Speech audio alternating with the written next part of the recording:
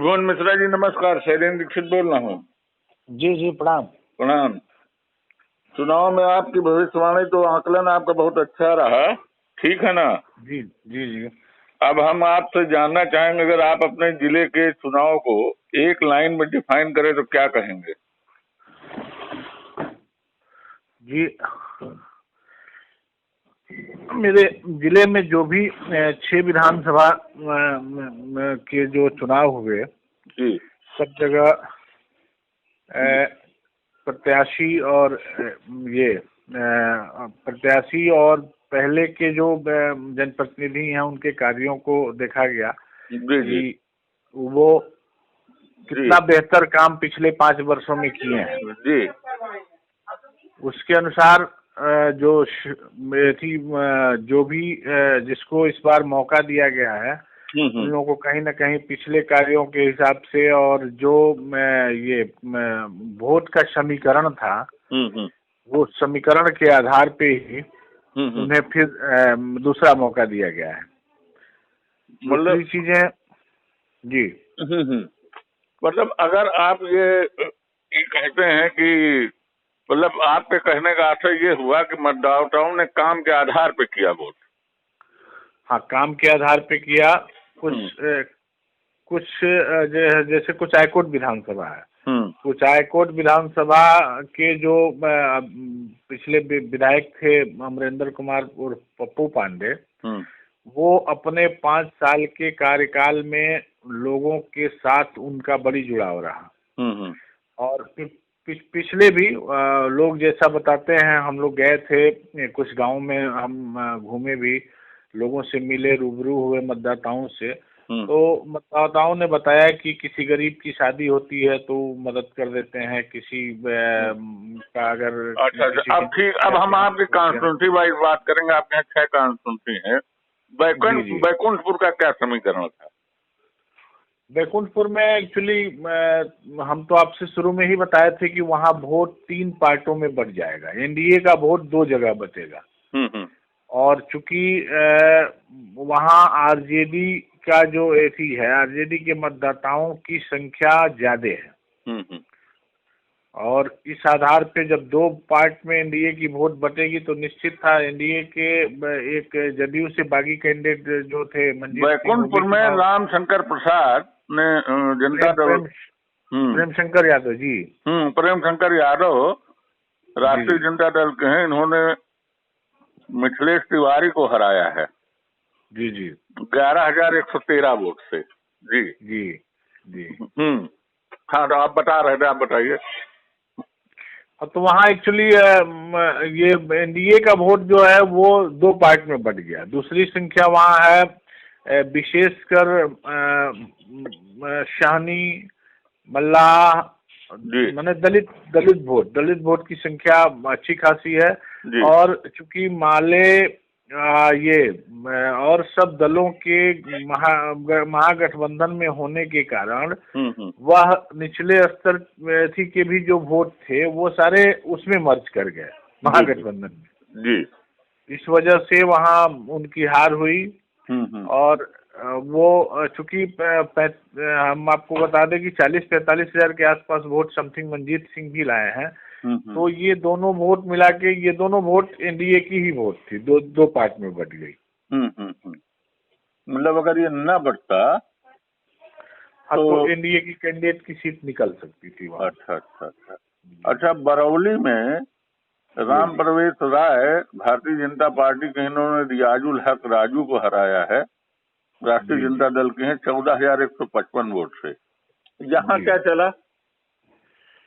यहाँ भी वही, वहाँ एक्चुअली विभाजन हो गया 2 एथी में। चूंकि वहाँ कैंडिडेट जो थे रियाजुल हक राजू महागठबंधन के कैंडिडेट, तो महागठबंधन के कैंडिडेट तो बहुत कसमकस की स्थिति थी वहाँ, लेकिन अचानक चुनाव के दिन वहाँ 2 भागों में वोट बट गया जी।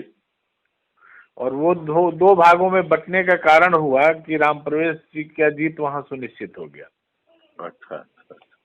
2 भागों में जो बटा तो वो एनडीए का वोट बटा? नहीं, एनडीए का वोट तो एक जगह था, एनडीए के वोट में कहीं महागठबंधन के वोट से सेंधमारी हो गई। महागठबंधन के वोट से एनडीए ने सेंधमारी कर ली वहाँ। जी जी। अच्छा। फिर भोरे में यहाँ सुनील कुमार जनता दल यूनाइटेड के हैं, इन्होंने जितेंद्र पासवान को हराया 462 मतों से। बहुत छोटी हार है। हाँ, बहुत छोटी हार है जी। वहाँ आपसे हम शुरू में ही बताए थे उस दिन की बहुत नेक टू नेक लड़ाई थी वहाँ। और ये तो इस जीत को महज संयोग कहा जाएगा कि 447 वोटों से वहाँ एनडीए में जो एथी का वोट था, दलित वोट था, वो सारे वोट महागठबंधन में मर्ज कर गए। उसका अपना एमवाई समीकरण था ही।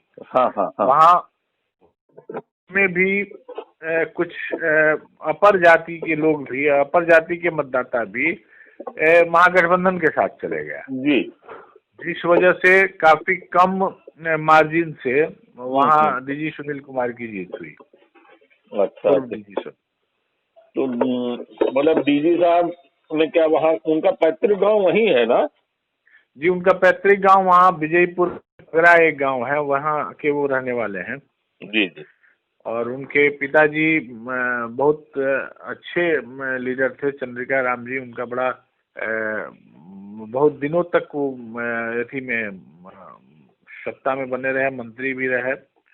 अच्छा। और बैकग्राउंड उनका पारिवारिक बैकग्राउंड भी पॉलिटिकल है जी। अच्छा, गोपालगंज में क्या हुआ? गोपालगंज सदर की स्थिति में तो आपको हम बताए थे कि वो एक्चुअली जो 3 पार्ट में वोट बटे। एक महागठबंधन का जो एमवाई समीकरण टूटा, उसमें से 80% वोट साधु यादव को चले गए, यादव का। और बाकी जो था 20% यादव जो लोग। अच्छा, यहाँ हम बता रहे हैं कि बीजेपी के सुभाष सिंह ने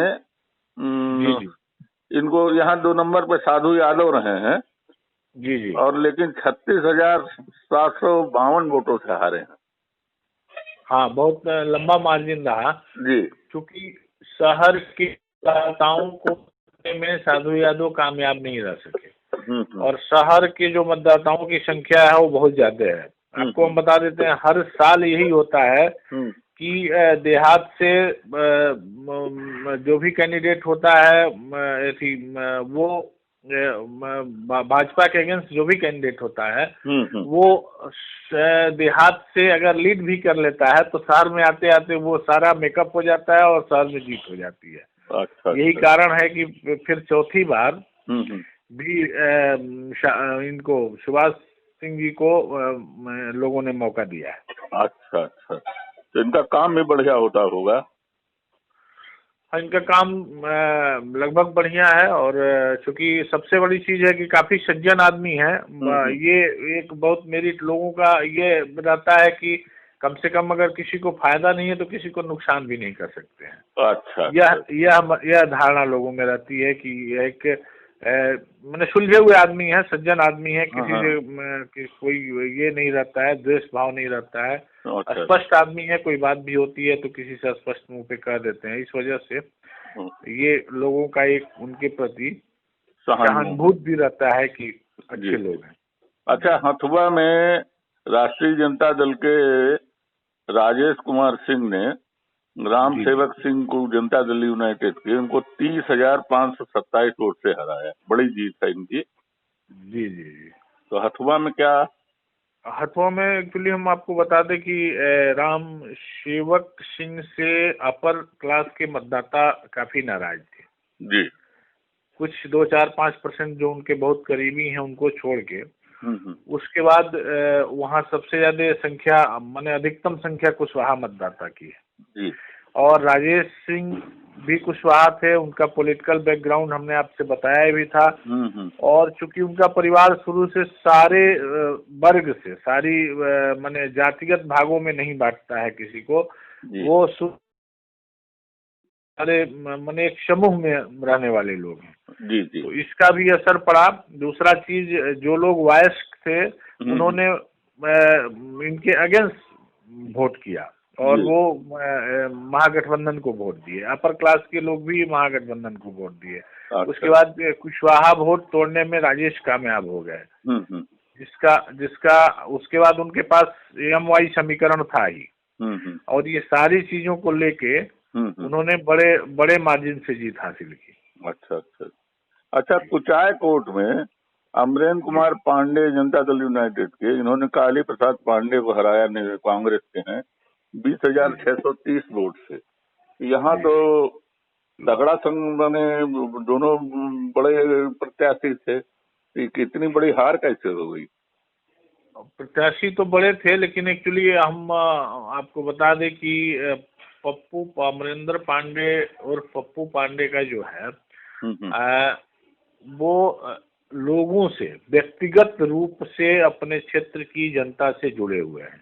अच्छा। काली प्रसाद पांडे चुनाव लड़ने के समय आते हैं और फिर चुनाव लड़ने के बाद वो दिल्ली चले जाते हैं।